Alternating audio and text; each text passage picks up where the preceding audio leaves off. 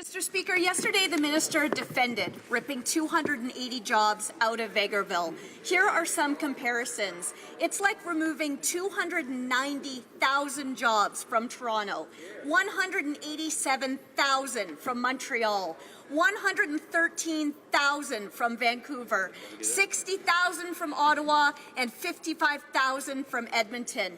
This unnecessary and unfounded edict will hurt families, businesses, and communities in the region.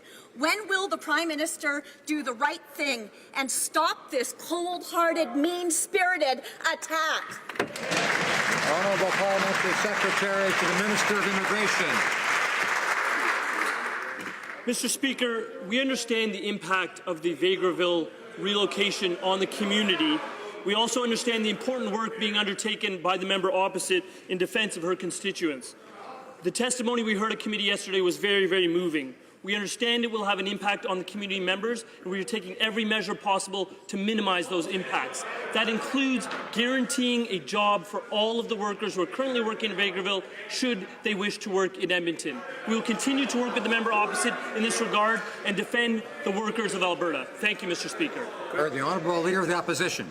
I can't help but get up because this member from Alberta asked the Prime Minister an important question about jobs. And I bet if it was 290,000 jobs in Toronto, he'd get up and answer it. Mr. Speaker, job losses are at an all-time high in Alberta, considering we probably won't see him again. The least he could do is respect Albertans, respect this member of Parliament, and get up and answer her question.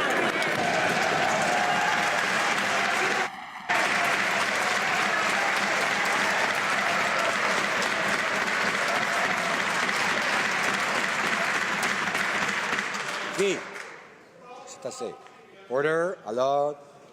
I remind members that they're not to bring attention to the presence or absence of a member in the chamber. The Right Honourable Prime Minister. Thank you, Mr. Speaker. My colleague answered that question with full detail and a tremendous amount of compassion. The fact is, Mr. Speaker, the party opposite talked for 10 years about standing up for Alberta, and yet when we approved a pipeline that's going to make a difference in the lives of millions of Albertans, what did they do? They started talking about how it'll never get built, so don't bother investing.